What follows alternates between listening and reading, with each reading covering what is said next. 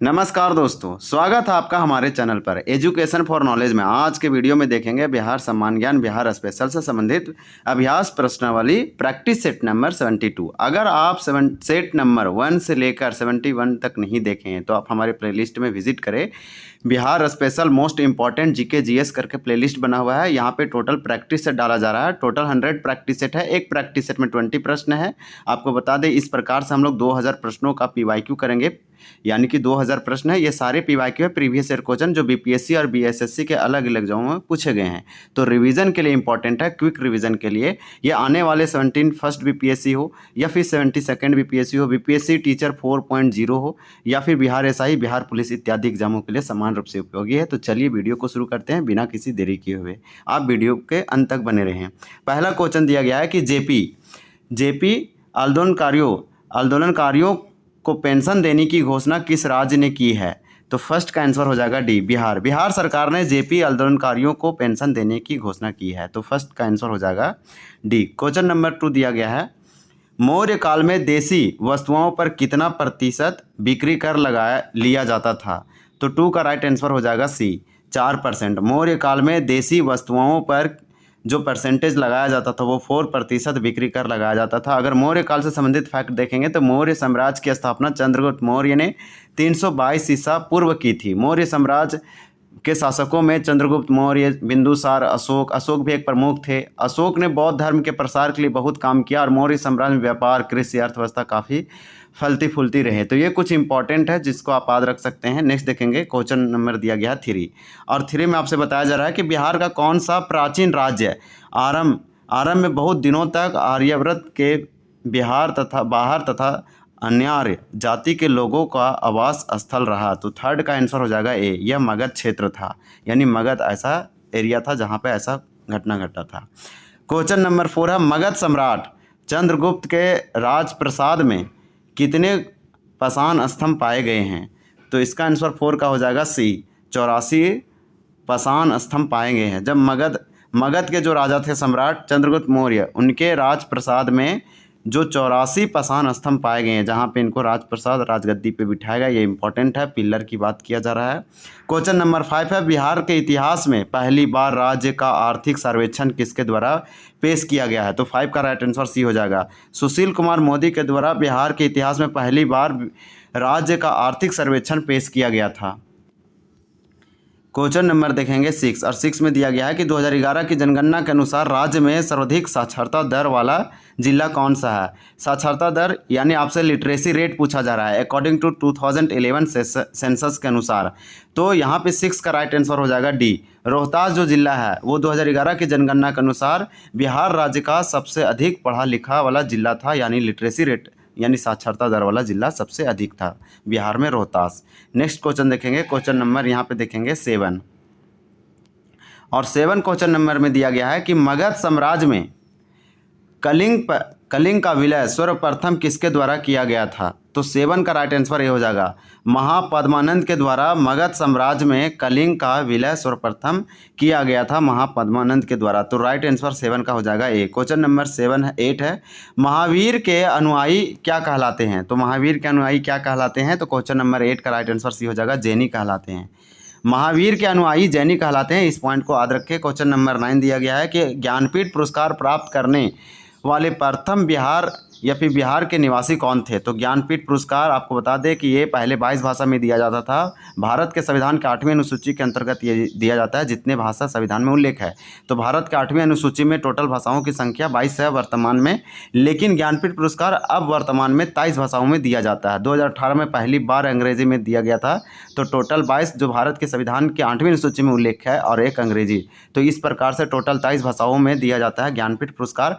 ज्ञानपीठ पुरस्कार भारत सरकार का साहित्य में दिए जाने वाला सबसे सर्वोच्च पुरस्कार है। तो ये बिहार के कौन पहले निवासी थे जो इस अवार्ड पाए थे? तो 9 का आंसर हो जाएगा बी, रामधारी सिंह दिनकर को ज्ञानपीठ पुरस्कार प्राप्त करने वाले पहले बिहार के निवासी थे। तो राइट आंसर हो जाएगा रामधारी सिंह दिनकर।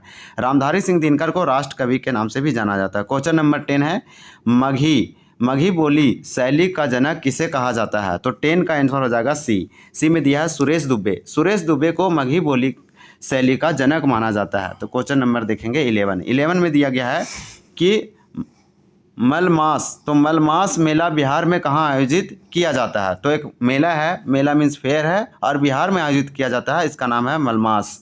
तो आपको बता दें कि 11 का राइट आंसर बी हो जाएगा। ये राजगीर में किया जाता है। राजगीर बिहार के नालंदा जिला में आता है, तो यहीं पे मलमास मेला आयोजित किया जाता है। नेक्स्ट देखेंगे क्वेश्चन नंबर 12।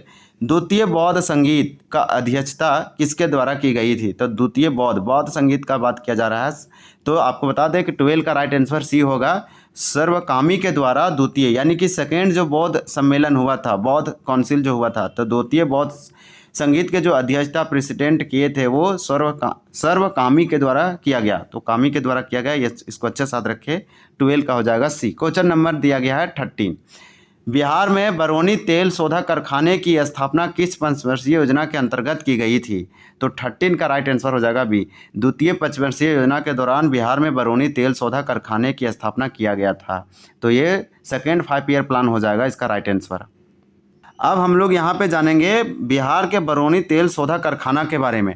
इसका स्थापना 1964 ईस्वी में किया गया था, और ये किसके सहयोग से किया गया था? सोवियत संघ यानी यूएसएसआर के द्वारा किया गया था, जिसे अब हम रूस कहते हैं। रूस की राजधानी मॉस्को है। इसका स्थापना यानी कि किया था बिहार के बेगूसराय जिले के बरौनी में किया गया था, इसलिए इसका नाम पड़ा बरौनी तेल शोधक कारखाना। ये संचालन अभी कौन इनका कर रहा है? तो आईओसी के द्वारा किया जा रहा है, आईओसीएल के द्वारा। इंडियन ऑयल कॉरपोरेशन लिमिटेड के द्वारा इसका जो प्रारंभिक क्षमता था वो 2 मिलियन मीट्रिक टन प्रति वर्ष था, और अगर वर्तमान का देखें तो 6 मिलियन मीट्रिक टन प्रति वर्ष हो गया। परियोजना को 2 चरण में क्रियान्वित किया गया था, और 15 जनवरी 1965 में तत्कालीन पेट्रोलियम मंत्री प्रोफेसर हुमायूं कबीर के द्वारा इसे राष्ट्र को समर्पित किया गया था। तो कुछ इंपॉर्टेंट फैक्ट है कि किस देश के द्वारा किया गया और कब किया गया, ये आपको अवश्य याद होना चाहिए। क्वेश्चन नंबर 14 दिया गया है कि द्वितीय बौद्ध संगीत का आयोजन किसके शासनकाल में हुआ था? तो द्वितीय बौद्ध संगीत हम लोग देखें कि सर्वकामी के द्वारा इसका अध्यक्षता किया गया था, और यह पूछा जा रहा है कौन सा ऐसे राजा थे, मतलब शासनकाल किसके शासनकाल में हुआ था? तो क्वेश्चन नंबर 14 का राइट आंसर हमारा हो जाएगा ए, यानी कि काला अशोक के समय द्वितीय सेकेंड बौद्ध संगीत का आयोजन किया गया था। तो नेक्स्ट देखेंगे क्वेश्चन नंबर 15, और 15 में दिया गया है कि त्रिपक्षीय संघर्ष में पाल वंश की तरफ से सर्वप्रथम किसने भाग लिया था? तो 15 का राइट आंसर हो जाएगा सी, धर्मपाल। त्रिपक्षीय संघर्ष में पाल वंश की तरफ से धर्मपाल के द्वारा भाग लिया गया था। नेक्स्ट देखेंगे क्वेश्चन नंबर 16, और 16 में दिया गया है कि त्रिपक्षीय संघर्ष में शामिल तीनों वंशों में सर्वाधिक दिनों तक शासन करने वाला वंश कौन था? तो 16 का राइट आंसर हो जाएगा बी, और हम लोग देखेंगे ऑप्शन। तो सर्वाधिक दिनों तक शासन करने वाला वंश कौन था? तो 16 का ऑप्शन क्या है दिया गया ऑप्शन, और इसका राइट आंसर हो जाएगा 16 का बी, पाल वंश था।